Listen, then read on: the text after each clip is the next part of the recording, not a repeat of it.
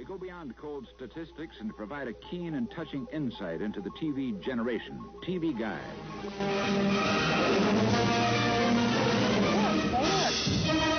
4th of July, of course, is notorious for heavy traffic fatalities. And Ford used the occasion to deliver a speech on individual freedoms. This 4th is starting out no differently. So far, across this country, there have been 120 traffic deaths and 30 drownings since the start of the holiday.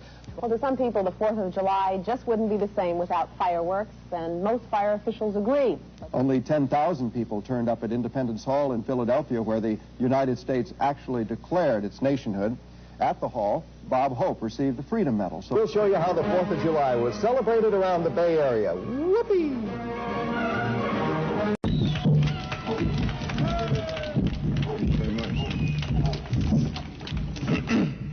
Thank you very much.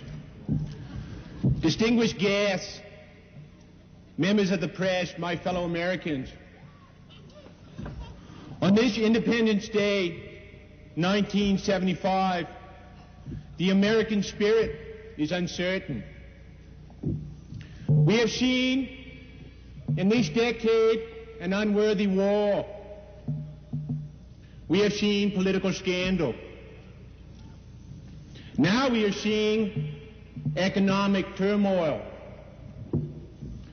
From these has come not only the dangerous condition of our country, but a pervasive doubt of our ability to correct it. I believe we can find solutions in our origins. Our nation grew from a revolution against political tyranny.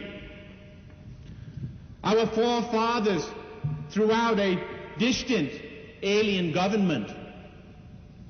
Now we must finish that revolution by replacing the structure of economic privilege and by throwing out the alien tyranny of the war makers and the money makers.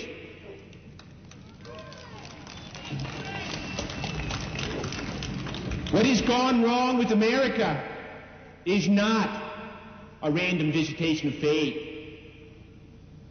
It is the result of forces which have assumed control of the American system. Economic royalists, as oppressive as the Crown 200 years ago. These forces are militarism, monopoly, and the mass media. Television, because of its technology and the way it must be used, can only produce autocratic political forms, hierarchies, and hopeless alienation. Mass media monopolies control people by their control of information. In our vast society, it is virtually impossible to escape the influence of commercial advertising. And who can deny that we are a nation addicted to television and the constant flow of media? And not a few of us are frustrated by this addiction. Now I ask you, my fellow Americans, haven't you ever wanted to put your foot through your television screen? Today, there stand before us two media matadors, brave young men from Ant Farm, who are about to go forth into the unknown. And let me say this, these artists are pioneers. They are pioneers as surely as were Lewis and Clark when they explored uncharted territory. They are pioneers as surely as Armstrong and Aldrin when they set foot on the moon. They do this not from self-interest, but intuitively as an act of patriotism. They do this not for themselves alone, but for all Americans.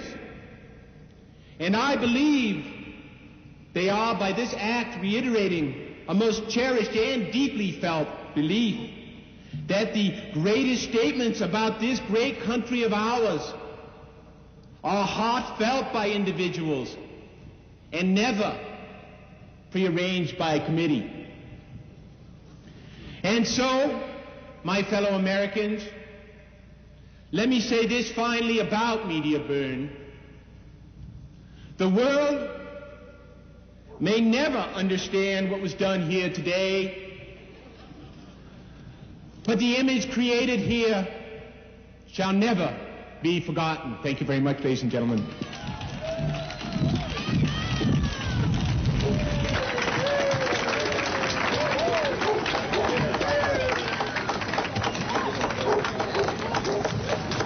Thank you very much, ladies and gentlemen.